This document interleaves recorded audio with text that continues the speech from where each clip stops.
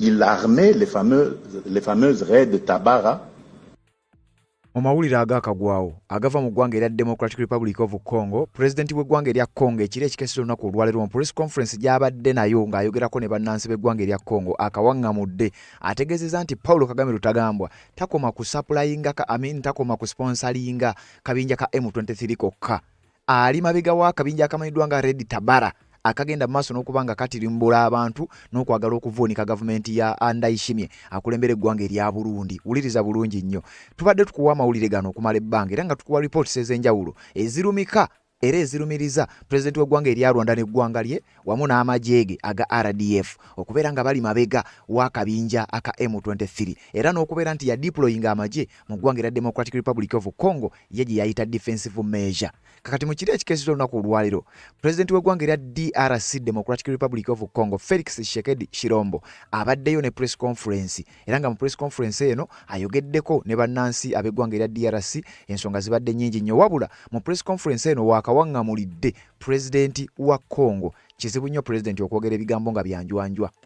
Tugenze maaso n'okukola okunoonyereza okutonotono era ne tufunayo n'obutambi obulala nga ne President w'eggwanga erya Burundi Ndayishimiye naye yennyini yakyogerako era n'ategeeza nti waliwo akabinja kamanyiddwa nga Red Tabara.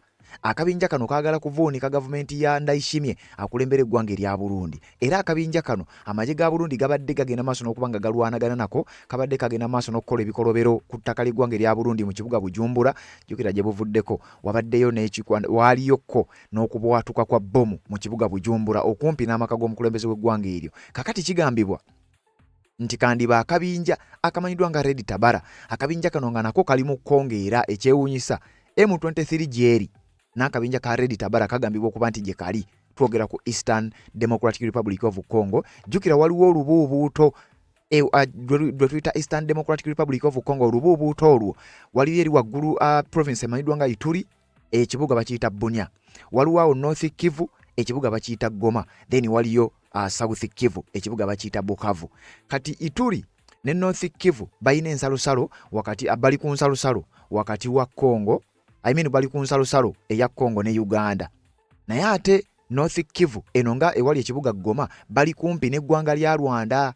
Kakati ate South Kivu ekibuga Bukavu kiri kumpi n'eggwanga lya Rwanda naye ate era bali kumpi n'ensalosalo ey'eggwanga lya Burundi. Kati kigambibwa akabinja ka Red Tabara kali mu bifo byebimu ne M23 gyeri mu ggwanga lya DRC eyo mu South Kivu era nti akabinja kana ka Red Tabara ko kaagala kuvuunika gavumenti ya Burundi. Jjukira Kagame ne Ndayishimiye nabo tebalima kambugu tebakwatagana nga bw'ozze ng'obiwulira bano ababiri tebalima kambugu.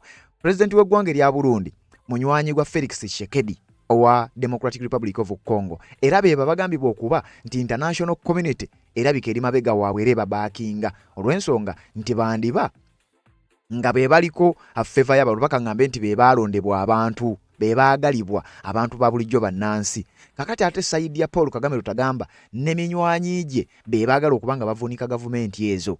Wawulira gye buvuddeko Kagame ng'akugamba nti newankubadde United Nations eggwanga lya United States of America n'emikago egy'enjawulo egiri international bafuddeyo nnyo nga bagezaako okulaba nti Kagame ajja amajeege mu ggwanga erya DRC era oboolyawo alekeraawo n'okuvujjirira akabinja k'abayeekera ka M23. Kakati ate bibadde bikyali bityo amawulire ne gazuuka okuviira ddala mu press conference President w'eggwanga erya Democratic Republic of Congo ono nga si mulala ye Felix Tshisekedi Tshilombo gy'abadde alina mu kiro ekikeeseza olunaku olwaleero. Mu press conference eyo ategeezezza nti bannange mwategedde nti ye President w'eggwanga erya Rwanda Paul Kagame avujjirira akabinja akamanyiddwa nga Red Tabara. Akabinja kano kali mu bitundu bye bimu omuli M23 mu ggwanga erya Democratic Republic of Congo kaagala okuvuunika gavumenti eya musajja mukulu Ndayishimiye era ne tugenda maaso n'okukola okunoonyereza tugenza okukizuula nga n'ebimu ku bikwekweto ebikolebwa mu ggwanga lya Burundi Ndayishimiye abadde abi-investigatinga ng'ayita mu majeege n'obwegendezo bw'ekika ekyawuggulu era nga bizuuse nti akabinja kano aka Red Tabara kandibanga ke kagenda maaso n'okubanga kaagala okumuvuunika era nga ke kagenda maaso n'okuba nga kakola ebikolobero ebyo wabula naye yennyini n'alumiriza nti Paulo Kagame Rutagambwa akulembera eggwanga lya Rwanda yagenda maaso n'okuba nga avujjirira akabinja ako kyokka zibadde teziri busa. Felix Tshisekedi era n'ayongera okugenda maaso n'okuba nga asuulawo eggulire erisinza okushookingana ddala abali ku sayidi eya M23 n'eggwanga lya Rwanda. 2028 eggwanga lya DRC libadde liteekateeka okugenda mu kalulu. Wabula akalulu ako nga ba M23 n'aba bavujjirira nga bakalinze ng'ambaga oboolyawo babeeko emivuyo gye bagenda maaso n'okukola mu kalulu ak'eggwanga erya DRC akabadde kagenda okutegekebwa mu mwaka gwa 2028 tekannaggyibwawo. Wabula Felix Tshisekedi akabatemye. Ngenda kuwa ebigambo awo. Ategeezezza nti akalulu ako kagenda kubeerawo on condition singa bano abavujjirira abayeekera abali mu ggwanga lya DRC tebavaayo tetusobola kutegeka kalulu kubanga n'ezo territories zirina okulonda. Mu Eastern DRC bwe tuba tutegesa akalulu nayo balina okulonda. Twagala tulaga ensi mu abagamba nti Felix Tshisekedi abawangalira North Kivu ne South Kivu nti tebamwagala. Twagala tutegeka akalulu nabo balonde tulabe percentage enaavaayo then musooke mugambe nti oboolyawo tebamwagala oboolyawo tebamulonze. Kakati ate abasayidi endala baate be batayagala oboolyawo sayidi eyo kwegamba baagala okusiiga ekifaananyi nti Felix Tshisekedi baamukooye. Kakati kiki kyakoze? Ategeezza nti akakalulu kaba kakubaayo. Njagala tusooke tusesebbule tukube ne ssekukuba yenna akabinja ka M23 n'abakavujjirira tusobole okuba nga tubafulumya eggwanga erya DRC tutegeka akalulu nga kali free and fair. Tusooke tuba akalulu tugende mu kisanja ekiddako. Era n'ategeeza nti n'ekisanja ekyo yandibadde si yakyagala ennyo wabula bannansi okuva e Kinshasa okutuuka e Bunia okuva e Kinshasa okutuuka e Bukavu bo bamwagala okusigala ng'afuga eggwanga erya Democratic Republic of Congo ng'ate ne Donald Trump president w'eggwanga erya America ali mabegawe. Kakati ge mawulire genkuleetedde. Waliwo ebigambo by'abamu ku bannansi ba Burundi abavuddeyo nga balumiriza nti president w'eggwanga erya Rwanda Paul Kagame Rutagambwa kikakafu era bo bakiinako obujulizi yali emabega w'akabinja aka Red Tabara. Kakati gwabadde takamanyi ng'okoma kumanya M23 ng'okoma kumanya amagye ga RDF agali mu ggwanga lya DRC. Kakati nkuleetedde Red Tabara ngenda kakunnyonnyola kategeere n'ebimu ku bikolobero bikabadde kagenda maaso n'okubanga kakola. Kakati nga bulijjo kkiriza tujjewo akalango kano nzije nkutwale mu ggwanga lya Burundi nkulage Paul Kagame Rutagambwa n'abasajja be tebakoma ku ggwanga lya Congo kutabangula. Bagenze ne mu ggwanga erya Burundi bagambibwa okuba nti bavujjirira akabinja ako akali mu kusaanyawo emirembe mu ggwanga lya Burundi. Kyokka teweerabira waliwo n'akabinja akawugerwako nti waliwo envuuvuumo mbu wakati wa Paul Kagame ne Joseph Kabila wandibanga waliwo akabinja akalala ke baagala okugunjaawo mbu ate kagende mu ggwanga lya Zambia oboolyawo nayo kabeere nga katabangulayo. Kakati ebyo byenkuleetedde naye nga Red Tabara ne M23 ngenda kukubuulira ani ali emabega w'okubavujjirira nga tumaze okugjawo akalango kano nga bwe njagala ogenda maaso n'okuba nga mbikutuusaako.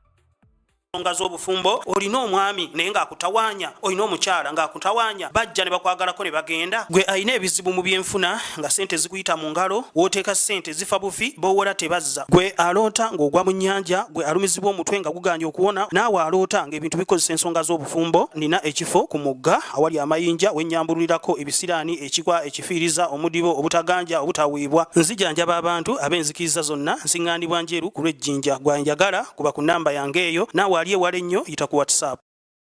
Yes, webale kubanga okyaliko yonna gy'osinzira okubanga gy'otulabira tanaba kubanga osubscribinga ku channel zino kirira wansi awo olaba ekigambo subscribe kikwateko okwate kade ka notification obeera omu ku abo basooka okumanya buli we tuba tutaddeyo. Tuli ku mukutu ogwa Red Zone TV bwe tutyo ne ku mukutu ogwa Uganda 24 live gye tusinzira ogenda maaso n'okubanga ate bino tubikutuusaako okusobola okulaba nga buli kimu ogenda maaso n'okubanga obeera updated. Waliwo akabinja akayita Red Tabara. Akabinja kano andooza mu lulimi Olufalansa Resistance pour une edate Detroit au Burundi. Kabinja bakayita Red Tabara. Nga bw'olaba M23 nti M23 baagala kuvuunika gavumenti ya Felix Tshisekedi newankubadde batandikire n'ate balina n'ekirowoozo ekirala eky'okusalako Eastern Democratic Republic of Congo Joseph Kabila gy'ayagala ogenda maaso n'okuba nga yeerayiza. Kakati akabinja ka Red Tabara akabinja kano akagenda maaso n'okubanga kaagala okuvuunika gavumenti ya Felix gavumenti ya Frederick Ndayishimiye mu ggwanga erya Burundi kigambibwa okuba nti kano kabinja k'abatuusi uliriza kigambibwa okuba nti kano kabinja k'abatuusi abaagala okuvuunika gavumenti ya Burundi ekulemberwa Ndayishimiye. Wabula amawulire gazzenga oba envuuvu muzizzenga zitambula ebigambo nga byogerebwa nti Paul Kagame Rutagambwa gwe nakugamba bangi gwe bakazaako erya Piraato nti yali emabega w'okuvujjirira akabinja kano akaagala okuvuunika gavumenti ya Ndayishimiye. Ng'oggyeko Ndayishimiye ogenda maaso n'okuba nga abyeyogerera ye yennyini njagala okutegeeza nti ne bannansi abalala bazzenga babyogera era ebigambo bino ebizzenga byogerebwa njagala okutegeeza nti ne Felix Tshisekedi yagenze maaso n'okubanga eddoboozi lye aligattako okukakasa bino. Makes Eastern Congo really dangerous. The Red Tabara that you were talking about is sponsored by Rwanda. The rebels that were trying to overthrow the Burundian government in 2015, they weren't. Ulira onagamba nti bano be bayekera be mujjukira nti ne mu mwaka gwa 2015 be bamu be baali bagezaako okuvunika gavumenti ya Burundi nti bano tebatandise kati.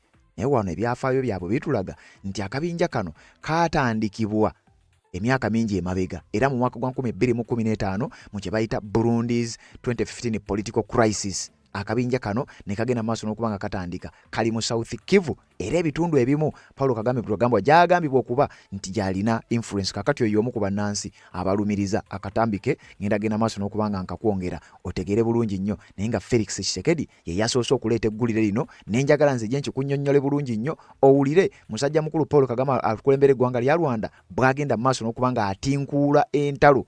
Jukira M23 nkugambye reports zibadde zifuluma nti Rwanda ne Paulo Kagame be bavujjirira M23 newankubadde nga abadde nga abyegaana wabula ate kikakafu era kimanyiddwa nti amajiga RDF era gali ku ttaka ly'eggwanga erya Democratic Republic of Congo gye buvuddeko twakuwadde amawulire nti waliwo envuuvuumo ezigamba nti Kagame ne Kabila bateekateeka akabinja akapya kabeere nga katwalibwa kumpi n'eggwanga lya Zambia sinakindi okutwalibwa mu ggwanga lya Zambia ago tukyaganoonyerezaako kakati tubadde tukyanoonyereza ku ago. Pulezidenti w'eggwanga lya Congo Felix Tshisekedi bw'abadde mu press conference ekiro ekikeseza olunaku olwaleero ebigambo byayogedde bibadde mu lulimi lw'enkakasa nti oyinza obutalutegeera bulungi ne tugenda bikunnyonnyola. Yagambye Kagame ya sponsoringa akabinja ka Red Tabara takoma ku sponsoringa M23 yokka. Cette guerre, je vous dis, elle nous a été imposée. Et d'ailleurs, aujourd'hui, des langues se délient. Je ne sais pas s'il y aura une question sur ce sujet, mais dans la communauté Banyamulenge, qu'on a longtemps utilisé comme prétexte, etc., pour justifier la guerre qu'on nous fait, les langues se délient. Vous savez que pendant que nous filions la parfaite entente avec mon voisin et homologue qui m'agresse aujourd'hui, mais il armait les fameuses raids de Tabara, ces milices burundaises, tutsi burundaises, je le dis comme ça pour bien vous situer la question, il les armait pour attaquer les communautés Banyamulenge. Et il y a eu des dégâts, ils ont tué beaucoup de communautés, et on attribuait ça au Maï Maï. Mais en réalité, c'était le Rwanda qui le faisait, pendant que nous avions vraiment une entente parfaite. Donc vous comprenez que c'est vraiment diabolique ce que nous vivons là. Et que donc nous devons absolument mettre fin à tout cela. Akati wulira mu katambi ako Felix Tshisekedi yabadde ayogerako byenjagala ogenda maaso n'okubanga nkutemera otegeere ebintu bino engeri gye bigenda maaso n'okubanga bitambula. Mu Felix Tshisekedi nkugambye ebadde press conference mu kiro ekikeseza olunaku olwaleero. Mu bigambo ebyo ategeezezza nti era akabinja kano kebeeyambisa jjukira gye buvuddeko walabye abeeyita Abanyamulenge abamu bagamba nti bano batuusi abava mu ggwanga lya Rwanda abali mu ggwanga erya DRC nti bano Abanyamulenge abaali beekalakaasa bewalaba mu ggwanga erya United States of America. Uliriza ekigenda mu maaso. Felix Tshisekedi agambye nti President Paul Kagame of armed sponsoring armed Burundian rebel group called Red Tabara and send them into the Eastern Democratic Republic of Congo to carry out attacks against Banyamulenge, according to Felix Tshisekedi agamba. Kagame akwata ssente n'avujjirira akabinja ka Red Tabara. Jukira bano Abanyamulenge beekalakaasa bagamba nti waliwo ekitta abantu ekibakolebwako era bo bakiteeka ku gavumenti ya Felix Tshisekedi nti yegenda maaso n'okubakolako obulumbaganyi obwo nti etta abantu ba bulijjo. Wabula reports zibadde nga ziraga nti gavumenti ya Felix Tshisekedi ate yeerwana okulaba ng'abantu abo babeera n'obukuumi. Kakati Felix Tshisekedi oluvannyuma lw'ebbanga eddene finally avuddeyo n'ayogera era byayogedde mu katambi ebyo by'owulidde abadde agamba Kagame asponsoringa akabinja ka Red Tabara ne kabanga kagenda maaso n'okukola ebikolobero nga si mu ggwanga lya Burundi mwokka wabula nti ne mu ggwanga lya Congo bakasponsalinga kagende kakola obutujju ku Banyamulenge mukabatuuseeko obulabe atakisi ez'enjawulo ne zikolebwa ku Banyamulenge abantu ba bulijjo newankubadde nga bano bagambibwa okuba nti batuusa abava mu ggwanga lya Rwanda kakati nti Kagame n'eggwanga lye okusinziira ku Felix Tshisekedi nti bagenda maaso n'okuba nga bavujjirira ebikolwa ebyo aba Red Tabara ne bagenda maaso n'okuba nga bakola ebikolwa eby'obutujju okutta Abanyamulenge n'okubakolako obulabe then basiige ekifaananyi nti si M23 ekikola wabula magye ga Democratic Republic of Congo. Jjukira olunaku olwajjo nakuwadde era amawulire nga waliwo abajaasi abaava mu RDF abaasindikibwa eggwanga lya Rwanda abakwatiddwa nga bakamafulejinga nga bambala uniformu z'amagye ga Congo enkadde ne bambala uniformu z'abalwanyi ba Wazalendo ne bajja ne beeparedinga nti baabwe then oluvannyuma abamu bakwatiddwa era nabakuwadde bw'obanga obadde ogoberera bw'oba tewakalabya akatambi ako nja kukusaba oddeyo ogende maaso n'okuba nga okeekebejja bulungi nnyo olabe ekigenda maaso n'okuba nga kyogerebwa. Abalwanyi abo bakwatiddwa nga kigambibwa nti babadde bambala bwambazi ngoye z'abano kati Felix Tshisekedi yennyini abyeyogeredde n'ategeeza nti Paulo Kagame yasponsalinga ebikolwa ebyo akabinja ka Red Tabara ne kagenda maaso n'okuba nga katirimbula abantu mu ggwanga erya Democratic Republic of Congo then ne baagala obbiteeka ku gavumenti ye n'amajeege etuula e Kinshasa. Kakati oluvannyuma lw'okwogera ebigambo ebyo nange ngenze ne ngamba leka tunoonye ebigambibwa ku nsonga za Red Tabara akabinja kano ne bannansi b'eggwanga erya Burundi ne ba analysts ab'enjawulo bavuddeyo nga bakonfaminga Paulo Kagame Rutagambwa ya sponsoring era yali emabega ewa akabinja ka M20 akabinja aka Red Tabara. Uliriza. Makes Eastern Congo really dangerous. The Red Tabara that you were talking about is sponsored by Rwanda. The rebels that were trying to overthrow the Burundian government in 2015. They weren't rebels then, but they were expelled from Burundi or ran away from Burundi, went into refugee camps in Rwanda, and then the government of Rwanda started conscripting them into a militia to invade Burundi. And now they're over in the Congo. It's the same militias committing the atrocities against the Banyamulenge. Now, back to the Banyamulenge. They were also used back in the 90s by the Rwanda military to invade the Congo, commit genocide against the refugees, the Rwandan refugees who were there, go all the way across the Congo. Since that invasion, millions of people have been killed since that invasion. Now, General James Kabarebe, Banyamulenge. They were calling themselves Banyamulenge. But they're not There's Banyamulenge no now. way. Okiwulidde agambye they call themselves Banyamulenge naye ngoyo naye agamba nti bali sponsored by eggwanga lya Rwanda ogenda maaso n'okuba nga batawaanya emirembe mu ggwanga erya Burundi. Kyokka ate jjukira tuzze nga tukuwa reports ez'okumukumu era nga n'ebyo bizze byogerebwa nti ate era omukulu y'omu ate era ya sponsoringa M23. Kakati kino kiba kitegeeza nti omukulu alabika ye Kalintalo era alabika yagenda maaso n'okubeera nga asponsoringa okusaanyaawo emirembe mu kibayita Great Lakes Region. Naye nga jjukira nkugambye bino bisoose kuba nga bibadde nga byogerebwa gye buvuddeko naye nga tugenda mu maaso n'okuba nga tubyekenneenya. Abasinga obungi tubadde nga tubibawa era nkakasa abadde batugoberera ebbanga lyonna bino muyinza okuba mubadde mu bimanyi nti Paulo Kagame Rutagambwa ayinza okuba nga ajja kulankingibwa ng'omu ku bakulembeze abakyasinze okusaanyaawo emirembe mu kye bayita Great Lakes Region. Twogera ku mawanga gano agali mu region eyo. Kakati zibadde teziri busa Felix Tshisekedi najja n'akikoonako bw'akikonyeeko naffe ne tusalawo tugende maaso n'okuba nga tukufeffettera abalala abaali bakyogeddeko then n'ebimu ku biwandiiko ebigenda mu maaso n'okukakasa kino. Kakati wulira kano. It's a newsworthy event. It's a historical event that we're watching unfold. Obviously, things happened and it failed. You were actually there when it happened, and you personally knew the players, right, on both sides, I'm sure. The ones who wanted to do the coup, the ones who was successfully able to stop the coup. You who were there, you know, as a journalist, as an observer, as someone who knew the players, what actually happened? 2, why did it happen? Why did the coup fail? And more importantly for me, what lessons did you take from its failure? What a huge question. Yeah. Yes, I knew, or I managed to know the actors. We had the crisis came. I did a book in 2015. Same. I went to Brussels and I came back because I knew something was going on with the demonstrations and so. So Burundi was in a kind of dream of Arusha. It was a dream. So for those who don't know what Arusha is, what is Arusha? Arusha was a peace agreement which was led by Nelson Mandela. When?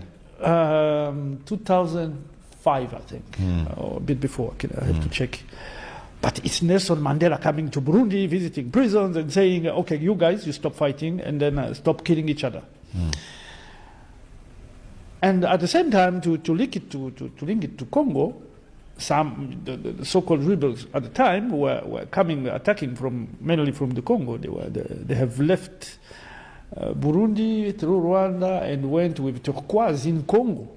So people have to understand that it's not for me. It's not a pleasure to go to Congo. It's not because I'm curious. It's because everything is linked. So 2015 and the Arusha Agreement, which was led by Nyerere and Nelson Mandela, was a hope for a whole generation that we can reach a place where we elect people who are competent, who can lead the country to a kind of an economy and organize, or with people, technicians who can actually give us a vision of where we are going. Because Burundi is a very beautiful country, it's like Rwanda. And the president at the time decided, I'm not leaving. In 2015, the president at the time was who? Nkurunziza.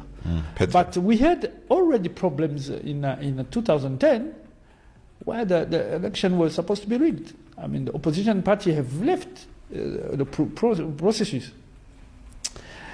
So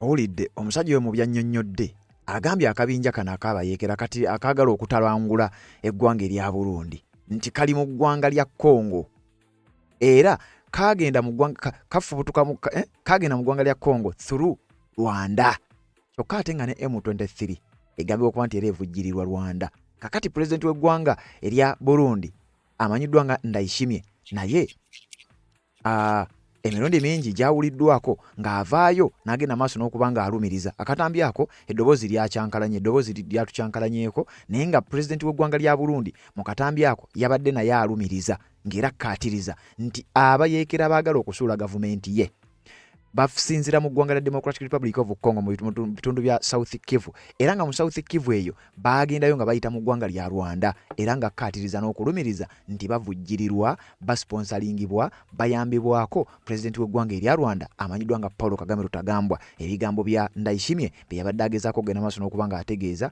newankubadde ng'akatambi eddoboozi lyaganye ne tusalawo tukuleetera ekiwandiiko ekyafulumira ku mukutu ogw'amawulire gumanyiddwa nga VOA Voice of America nga bawandiika era nga bagamba Burundi's president says Rwanda is backing rebels fighting against his country. Ekiwandiiko kino kyafuluma mu mwaka gwa 2023 Desemba nga 29 era nga nabo bakakasa ne bakuteerawo ne maapu awo eya Burundi ne Rwanda. Kakati wano wali olubuubuuto olwa Burundi n'eggwanga lya Rwanda wakati era n'eggwanga erya Democratic Republic of Congo awo abasajja we basinziira ne bagenda maaso n'okuba nga bajja mu South Kivu eno nga Bukavu n'ebitundu ebirala ebiri sayidi awo nakuladde maapu eno nga bwetambula olunaku olwajjo. Kakati pulezidenti w'eggwanga erya Burundi naye agenda maaso n'okuba nga agattako. Kati mu kiwandiiko bagamba batya, wuliriza bulungi nnyo. Burundi's president on Friday accused Rwanda of funding and training rebels behind an attack last week on the village of Gatumba, close to Burundi's border with Congo, that killed at least 20 people. Mu mwaka gwa 2023 waliwo ebikokweto ebyakolebwa akabinja kano aka Red Tabara nti era mu kitundu ekimanyiddwa nga Gatumba okumpi n'ensalo ya Congo ne Burundi mbu waaliwo n'abantu abaafa abaali bawerera ddala 20. Pulezidenti w'eggwanga erya Burundi n'avaayo n'ategeeza nti Paulo Kagame yali emabega waabyo era yali emabega w'akabinja ako. A Burundian armed rebel group known as Red Tabara and based in South Kivu, Eastern Democratic Republic of Congo, took responsibility for the attack in a post on X, formerly Twitter. The group, which denied having targeted civilians, claimed to have killed 9 soldiers and a police officer. Akabinja kano aka Red Tabara nga kasinzira mu ggwanga erya Democratic Republic of Congo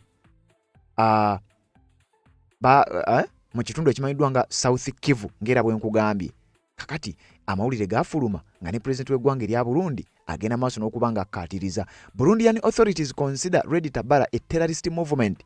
The group first appeared in 2011 and has been accused of a string of attacks in Burundi since 2015. Kakati ebimu bye badde babuuza oli omwami n'akkaatiriza era n'ategeeza nti bwe bityo bigenda maaso n'okuba nga biba. Naye nga bino byonna bikukwata ne bikuzzaayo nti pulezidenti wa Rwanda Paul Kagame Rutagambwa ya sponsoring okutabangula emirembe mu Burundi okusinziira ku reports. Ya sponsoring okutabangula emirembe mu ggwanga lya DRC okusinziira ku reports. Ng'era ne sanctions ezimu ezizze zikubwa amagye ga RDF aga Rwanda zigambibwa okuba nti zivudde ku bikolwa nga bino. Wuliriza. In a national radio broadcast, President Evariste Ndayishimiye claimed the Red Tabara are fed, sheltered, hosted and maintained in terms of logistics and financial means by Rwanda. President w'eggwanga erya Burundi amanyiddwa nga Evariste Ndayishimiye mbo yavaayo kwa show emu oba mu programu emu yali akyaziddwa ku radio n'ategeeza nti akabinja kana ka Red Tabara kali fed abakaliisa ba ggwanga lya Rwanda, sheltered abakayambako n'okufuna ew'okusula n'okubasuza n'okubabudamya ggwanga lya Rwanda, hosted and maintained in terms of logistics and financial means. Nti era Rwanda yeekawa logistics ebikozesebwa era yeekawa n'obuyambi obuli financial oba obuyambi bwa ssente oba wayambako okugenda maaso n'okuba nga bakola ebikolobero ebyokutta abantu mu ggwanga erya Burundi nga basinziira mu ggwanga eddala erya Democratic Republic of Congo. Ndayishimiye said Burundi has been unsuccessfully negotiating with Rwanda for 2 years seeking the extradition of the rebel. Ndayishimiye yagamba nti Burundi yagezaako n'okutuuka okunegotiatinga batuule mu nteeseganya wakati w'eggwanga lya Burundi lyakulembera n'eggwanga lya Rwanda balabe butya bwe bayinza okumalawo bino Rwanda erekeraawo okuvujjirira akabinja ako, wabula byonna byagaana byagenda unsuccessful. As long as they have bino bigambo bya Ndayishimiye, as long as they have a country that provides them with uniforms, feeds them, protects them, shelters them, maintains them, we will have problems. Ndayishimiye yagamba bwe babanga bano aba Red Tabara nga bakyayina eggwanga eribawa ebyokulya, eribabeezaawo, eribashelteringa, eribamaintaininga, eribawa ebyokulwanyisa, eribayamba n'okubawa ne training, tukyayina ekizibu ng'eggwanga lya Burundi tuyinza obutaddamu kulaba ku mirembe paka ng'ekyo kimaze okuba nga kivaawo ekizibu ekyo. Kizibu ki? There was no immediate reaction from Rwanda's government to Ndayishimiye's accusations, but it has previously said that it cannot extradite people who are under the protection of the UN Refugee Agency. Uliriza. Wawulira ebigambo Paul Kagame Rutagambwa nga akugamba nti aba M23 baali banoonye baabubuddamu nti era bava mu ggwanga lya Rwanda nti abamu bali mu ggwanga lye. Kakati wano kigambibwa nti eggwanga lya Rwanda lyo ligamba mbu bano Ndayishimiye baagamba nti bayeekera baagala okumuggyako. Ye Kagame agamba nti abo barifugee banoonye baabubuddamu abadduka mu ggwanga lya Burundi wabula bali wano mu ggwanga lya Rwanda. Kakati okusinziira kunoonyereza okuligenda mu maaso kulaga nti bano batuusi abaagala okuvuunika gavumenti ya Ndayishimiye mu ggwanga lya Burundi, nti era abatuusi bano bali mu ggwanga lya Rwanda gye basinziira okusinziira ku Ndayishimiye. Kyokka ye Kagame agamba bano barifugee bali mu ggwanga lya Rwanda, sisobola kugaana kubawa shelter, sisobola kugaana kubasuza na kubaliisa. Kakati barifugee ate bajja batya okubanga balina n'emmundu, balina n'ebyokulwanyisa, bakola ne insurgencies, baagala okusaanyawo eggwanga oba baagala okulumbagana. Kagame agamba tasobola kugaana kuwa protection abarifugee abali wansi wa UN Refugee Agency. Ekyo tekijja kuba. Relations between the two Central African neighbors improved with the accession to power of Ndayishimiye in June 2020 and the borders between them are reopened. n'ensalosalo zaali zaggalwa wakati wa Burundi ne Rwanda ng'era entabwe eva ku bino newabula ensalosalo ezo zaggulwawo. Some of those killed in Gatamba attack, which Burundi has described as an act of terror and said had contacted Interpol to seek its help in apprehending the perpetrators, were buried on Tuesday. Abattibwa mu bulumbaganyo obwo baziikibwa. Gavumenti ya Burundi ng'ekulembera Felix Tshisekedi baatuuka okuwanjagira Interpol ba International Police bajje babayambeko bagende maaso n'okubanga bakola okunoonyereza nga bagamba nti eggwanga lya Rwanda nga likulemberwa Paul Kagame Rutagambwa ligenda maaso n'okubasibako akanyaaga, ligenda maaso n'okulaba nga livujjirira abalwanyi abagenda maaso n'okubanga basaanyaawo emirembe mu ggwanga erya Burundi. Era ekiwandiiko ekyafuluma, Burundi's president says Rwanda is backing rebels fighting against his government. Nga government eyo gye yekulembera omukulu amanyiddwa nga Evariste Ndayishimiye akulembera eggwanga lya Burundi. Kakati ensonga nezigenda genda maaso n'okubanga zigaziwa akabinja kano akamanyiddwa nga Red Tabara. Akabinja kano njagala okuwa ebyafaayo byako ebitonotono otegeere ensonga zino engeri gye zigenda maaso n'okubanga zitambula. Uliriza, Red Tabara kabinja k'abantu abagamba nti bannansi ba Burundi nga batuusi bano primarily bali mu kitundu ekimanyiddwa nga South Kivu. Eyo province esangibwa mu ggwanga erya Democratic Republic of Congo ye province yemu eyawambibwa M23 oba ebitundu byayo ebisinga obungi nga biri wansi w'emikono biri wansi w'akabinja ka M23. Kigambibwa okuba nti akabinja kano kaatandika mu mwaka gwa 2011 era ne kafuuka active, significantly active oluvannyuma lwa 2015 political crisis in Burundi. Akabinja kano kasiikinga ku overthrowing current Burundian government ekulemberwa Evariste Ndayishimiye nga bwe nkugambye. It is often described as the most active rebel outfit in Burundi with an estimated strength of 800 fighters. Nti ke kabinja akagambibwa okuba akakyasinze okuba akanene mu ggwanga lya Burundi oba akayeekera eggwanga lya Burundi nti era kalina abalwanyi baliyo mu 800 bakunukkiriza 1000. After a period of relative inactivity, the group intensified operations in late 2023 and early 2024. Akabinja kano kaali kaludde okubaako obulumbaganyi bwe kakola wabula mu 2023 ne 2024 akabinja kano kaakolako kaawo ku bikwekweto. In December 2023, claimed an attack in Gatumba near the DRC border which killed 20 people including 12 children. Nti mu mwaka gwa 2023 mwezi gwa December akabinja ka Red Tabara kategeezera kakkiriza nti ke kaali kakoze obulumbaganyi mu bitundu ebimanyiddwa nga Gatumba kumpi n'ensalosalo ya Congo wakati wa Congo ne Burundi nti era wano abantu 20 baafa nga mulimu n'abaana 12. Kyokka ne mu February wa 2024 akabinja kano conducting raids against military positions mu muggo ogumanyiddwa nga Mpanda River ne bitundu ebimanyiddwa nga Buringa mu ggwanga erya Burundi. Akabinja kano ne kagenda maaso n'okubanga kavumirirwa mu mwezi ogw'okumi mu mwaka gwa 2024. Red Tabara engaged in heavy clashes with Burundian army in South Kivu, claiming to have killed dozens of soldiers. Wuliriza, eggwanga lya Burundi kyova wawulira nti waliwo akabinja. Wuliriza nno wano waliwo okwerumiriza. Rwanda agamba nti Burundi ayambako akabinja ka FDLR ak'Abahutu abagambibwa okuba Abahutu abagala okuvunika gavumenti ya Kagame. Ate ne Ndayishimiye agamba Rwanda eteresa akabinja kana ka Red Tabara akalimu Abatuusi abagambibwa okuba Abatuusi abagala okuvunika gavumenti eya Ndayishimiye. Naye mbu bino byonna bigenda maaso n'okukolebwa nga entabwe kwegamba entabiro ya bino byonna ly'eggwanga lya DRC, Democratic Republic of Congo. Era mbu eggwanga lya Burundi lyadeployinga mu ggwanga lya Congo. Ate bbe ekirungi balina olukusa lwa Felix Tshisekedi kubanga nkugambye Burundi bakwatagana bulungi nnyo ne Felix Tshisekedi gavumenti eriko ey'e Kinshasa. Kakati nti waliwo okukurashinga, waliwo okukubagana wakati w'akabinja ka Red Tabara n'amagye ga Burundi naye nga bakubaganira mu ggwanga lya Congo mu South Kivu. Era mbu akabinja kano ne kategeeza nti waliwo abamu ku bantu abaali battiddwa.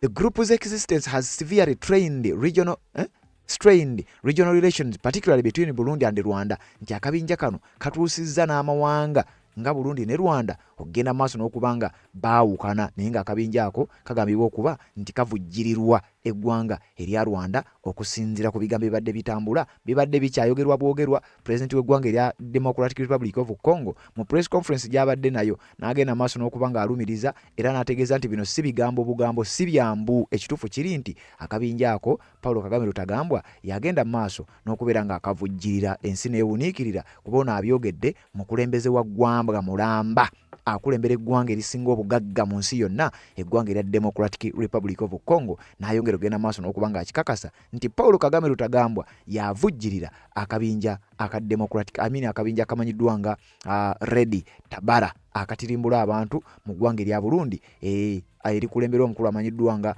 Evariste Ndayishimiye. Kyokka ate nga ne Evariste Ndayishimiye ekyo yajja agenda maaso n'okubanga akirumiriza eri eggwanga erimanyiddwa nga erya Rwanda. Kakati awo wetuvuddewo Felix Tshisekedi bw'amaze okutugamba ebyo ebadde press conference bamubuuzizza ebintu bingi nnyo ku nsonga za M23 ategeezezza bw'ati agambye tugenda maaso n'okufaafaagana n'akabinja ako aka M23 era nga tukimanyi bulungi nnyo nti eggwanga lya Rwanda lye likavujjirira nga bwe livujjirira akabinja akatulugunya eggwanga lya Burundi.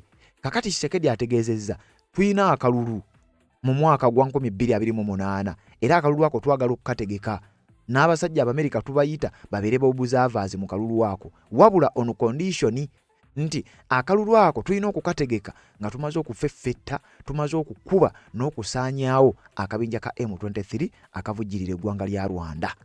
Tetuyinza kutegeka kalulu kano ng'abasajja bano bakyali mabega wa M23 nga bali awo balinze akalulu kano bayinza okukakozesa ne bagenda maaso n'okubanga battiramu abantu mu process ey'okulonda n'okukuba campaign kiyinza okutulemesa okutuuka sayidi eyo mu bitundu ebirimu abayekera bano aba M23 era n'ategeeza nti tuyina ne enteekateeka ey'okulaba nga akalulu kano tusooka okukapoozinga bwe kiba kyetaagisa tusobola okukayimirizaamu olw'ensonga nti eggwanga lya Rwanda liyinza okukozesa omukisa ogwo ne basobola okujja batataaganya eggwanga lyaffe erya Democratic Republic of Congo. Felix Tshisekedi Chilombo akulembera eggwanga erya Rwanda n'ategeeza ekisinza okuleeta abantu n'okubeewuunyisa olumaze okwogera ebyo bannansi b'eggwanga lya Congo ne bakuba engalo nga balaga nti bamusapootinga ne sekusapootinga yenna.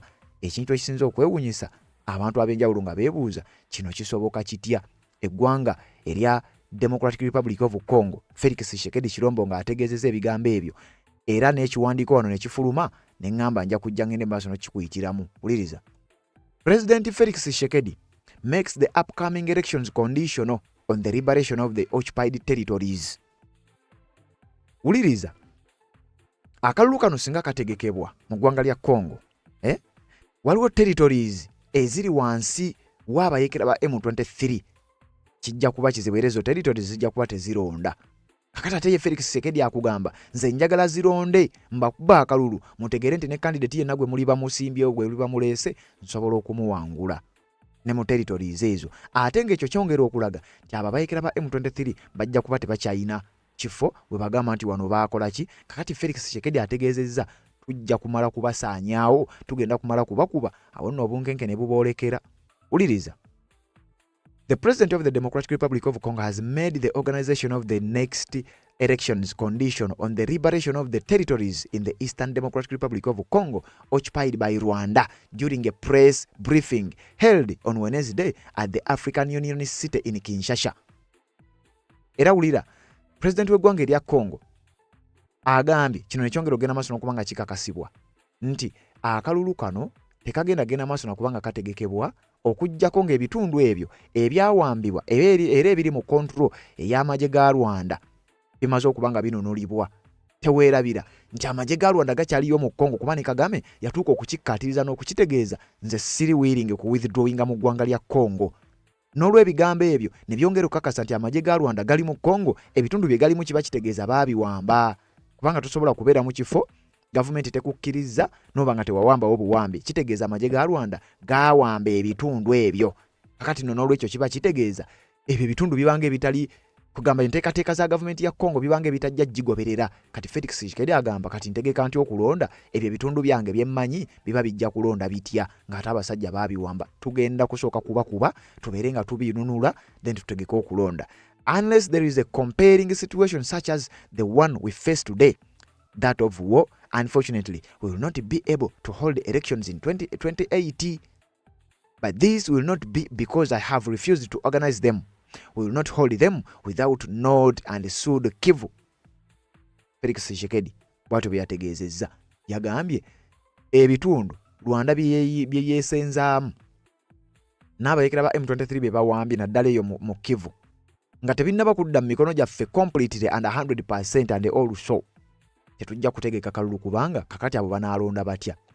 Rwanda ne M23 bajja kubinfluencinga babalemese n'okulonda n'okwetaba mu nteekateeka zaffe. Kitegeeza bayinza okukozesa omukisa ogwo ne bagenda maaso n'okutabangula eggwanga tugira tulindako. Tshisekedi nga yategeeza. He justified this position by comparing it to similar war situations, notably that in Ukraine. Speaking to the national and international press, the head of state has also rejected accusations that he was seeking to prolong the war in the east of the country. N'ebibadde bimwogerwako byonna n'agenda maaso n'okubanga abyegaana. Kakati waliwo n'ensonga gy'ayogeddeko. Baamubuuza lwaki temutuula wansi ne Paul Kagame Rutagambwa at least ne muteesa ku nsonga ez'enjawulo. Kakati wuliriza. Felix Tshisekedi abagambye n'enteeseganya ze mwogerako. Eggwanga erya Democratic Republic of Congo tetulina buzibu bwonna na kuteesa na muntu yenna singa kiba nga kyetaagisizza. Era yategeezezza yali willing n'okuteesa n'omuntu yenna naddala ng'omuntu oyo akimanyi nti kiki eggwanga lya Congo kye lyetaaga. Wuliriza. Enteeseganya ze wali olabyemu Paul Kagame wamu ne Felix Tshisekedi baalinga bateeseganya kukuzza emirembe mu ggwanga lya Congo, wabula Mbonga Kagame ebibye mu bijjukira yeegaana abayeekera ba M23. Tshisekedi amulumiza okubeera nga yali mabega w'abayeekera abo. Kakati ate ensisinkana zino ezaali mu ggwanga lya United States of America ze zikyasembyeyo. Kati Tshisekedi abagambye era akabatemye okuddamu okuteeseganya n'omuntu yenna. Jjukira America eri mabega we kati kubanga ne sanctions zaaluma dda.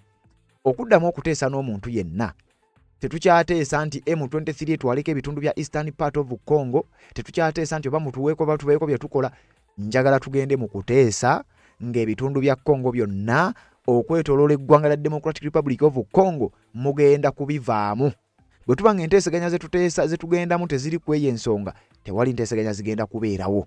Ategeezezza bino bye mbadde muteesa mbwate simaa tuteeke wansi ebyokulwanyisa aye tumanya tuwanyisiganya abasibe. Rwanda oteesa otya ku nsonga z'eggwanga lya Congo? Tshisekedi abagambye njagala okuddamu okuteeseganya n'eggwanga lyonna oba Rwanda oba ani nga mugenda kwamuka ettaka lya DRC. Njagala ensalosalo za Congo zonna gye ziyitira zidde mu mikono gyaffe oba mwagala oba temwagala. Bwe mugaana nja kukuba bakube.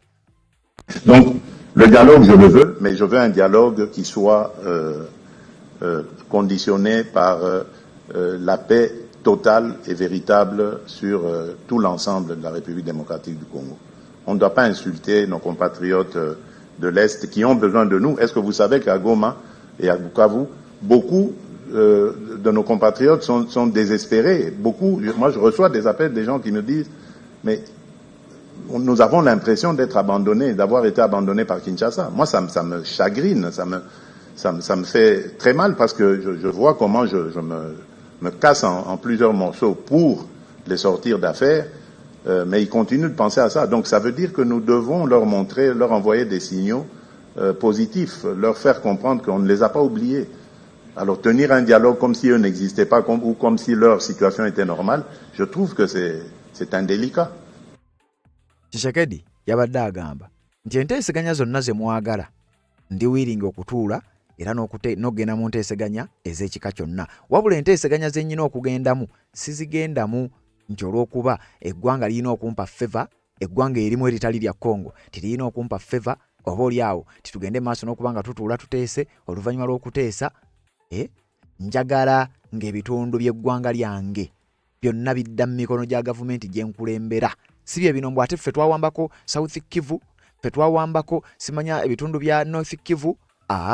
Njagala ng'ebitundu byonna bigenda maaso n'okuba nga bidda mu mikono gy'abannansi b'eggwanga erya Democratic Republic of Congo. Si byakwogerako bwogezi gavumenti ya Felix Tshisekedi omusajja akalubye, era ategeezezza nti ebyo nja kubikola era tujja kubigendamu ng'ekyo kimaze okuba nga kitegeerekeka ku nsonga z'okuteesa omusajja mukambwe. Addressing the issue of national dialogue, President Felix Tshisekedi has estimated that this option is not a priority for resolving the security crisis in the East. Give me a guarantee that if give me a guarantee that if I convene compatriots for an inter-Congolese dialogue, the war will end. Give me a single guarantee and I will go on with it. Do you really believe that bringing Congolese people together in Kinshasa or elsewhere will be enough for Rwanda to get the message and withdraw its troops? That makes no sense, he has declared, asserting that the parties involved in the conflict would not easily give up their economic interests linked to the country's resources. So that means we will be meeting here for a dialogue with expectations of participating in a government and so on. But do you think that after that Rwanda will leave their economy is based on these plundering activities? They will fight to the bitter end before leaving this country's territory. Omukulu akulembera eggwanga erya DRC Felix Tshisekedi Shilombo gwe tuliko akugambye nti muyina garanti tezenteeseganya ze mwagala tugendemu n'abantu abamu mukakasa nti bwe tunaazigendamu eggwanga lya Rwanda linaatuviira linajja amagye gaabwe ku ttaka lyaffe nga mukimanyi bulungi nnyo nti Rwanda ekonome yaabwe obugagga bwabwe bwe balina Rwanda obugagga obutonotono bwerina ekonome yaabwe yonna eyimiriddewo ku bino ebikolwa ebigenda maaso n'okuba nga bikolebwa mu ggwanga erya Democratic Republic of Congo. Tshisekedi anafuyizzaamu kkowa n'agambye nti Rwanda tesobola kubeerawo awatali bya bugagga byeyikuula ne byebba mu ggwanga erya Democratic Republic of Congo. Kakati kitegeeza tesobola kuvaawo bya mirembe era bye mugamba nti dialogue sima bikoze bitya eyensi si yakuvaawo bya mirembe alinga kkaatiriza tugenda kubakuba era tuteekeddwa kumala kubakuba tusooke tugende maaso n'ensonga zaffe. President w'eggwanga erya DRC Felix Tshisekedi omusajja nga mukambwe era ategeezezza ku nsonga ez'enjawulo ku bigenda maaso. Wuliriza. Addressing the issue of national dialogue wanondooza wemmaze baamubuuzizza ku nsonga z'ekisanja n'ategeeza nti nze sifa kisanja kyakusatu era sifa kisanja kusigala nga nfuga ggwanga lyange erya Congo wabula kyenfa mirembe kubeera nga gikomawo mu ggwanga erya Democratic Republic of Congo. Kakati bino byonna byogenda maaso n'okuba nga owulira byongera okulumiriza era n'okukakasa n'okukkaatiriza nti President w'eggwanga erya Rwanda amanyiddwa nga Felix Tshisekedi amanyiddwa nga Paul Kagame Rutagambwa yagenda maaso n'okubeera nga atinkuula entalo n'okubeera nga asaanyawo emirembe mu kye bayita Great Lakes Region. Omukulu ono okusinziira ku reports ez'enjawulo ezibadde nga zitambuzibwa n'ebigambo ebibadde bigenda maaso n'okuba nga bitambula kakati byongedde ogenda maaso n'okuba nga bikkaatirizibwa. President w'eggwanga erya DRC akikkaatiriza n'akikonamu sitampu nti bano be bagenda maaso n'okukola bino nti era tebajja kuvaawo bya mirembe bajja kukubwa bukubwa.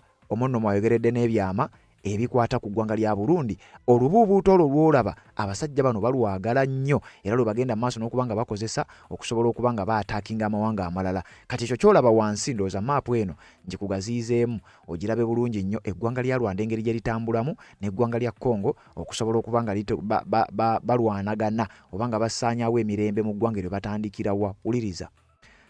Eyo maapu gy'olaba bweti bweri Democratic Republic of Congo giraba waliwo olaba Ituri ne Bunya eyo province amagye ga Uganda gye gadeployingibwa era maapu eyo ekulaga nti Ituri eyina ensalosalo ku ggwanga lya Uganda awo kuleke Albert nga bw'ogiraba awo. Kyokka ekyewuunyisa waliwo South Kivu yeyeri wakati North Kivu yeyeri wakati wolaba ekibuga Goma Seke n'ebitundu ebiriraanyeewo awo. Kakati eyo South Kivu erina ensalosalo ku mawanga abiri eyawula ensalo n'eggwanga lya Uganda ate era eno wansi nekkirirako katono nnyo eyawula ensalo n'eggwanga erya Rwanda. Olabe walireke Edward eyo South Kivu. Kati wansi waliyo eyo North Kivu wansi waliyo South Kivu. Kati South Kivu eyo gy'olaba eyina ekibuga bakiyita Bukavu yo ensalosalo zaayo egatta Rwanda ne Burundi. Kakati South Kivu gye twogerako egatta Rwanda ne Burundi abayeekera ba M23 territories ezisinga obungi muli Masisi n'ebirala baaziwamba n'ekibuga Bukavu n'ezimu ku airport eziri eyo baaziwamba wabula mbonga bayambibwako eggwanga lya Rwanda. Kakati mu South Kivu eyeera akabinja kali kenkugambye akagambibwa okuba nti kavujjirirwa gavumenti y'eggwanga erya Rwanda akamanyiddwa nga Red Tabara nako kali awo mu South Kivu. Kakati kitegeeza South Kivu eterese Red Tabara n'etereka M23. Kati M23 ekwatagana n'eggwanga lya Rwanda, Red Tabara ekwatagana n'eggwanga lya Rwanda. Kakati abo ababiri balinga abeefunza South Kivu, naye nga kigambye okuba nti eyo gye bakozesa babeere nga bajja okutirimbula mu ggwanga lya Burundi then n'okulumba gavumenti y'eggwanga territories ezimu ku ggwanga erya Democratic Republic of Congo.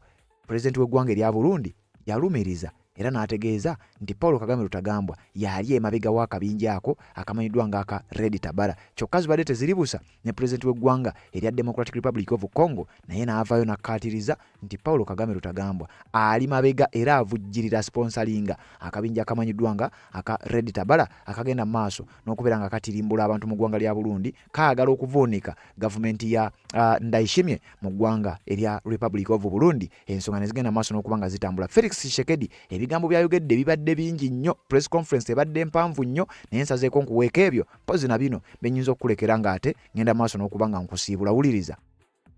Je vous laisse définir dans quelle catégorie je suis.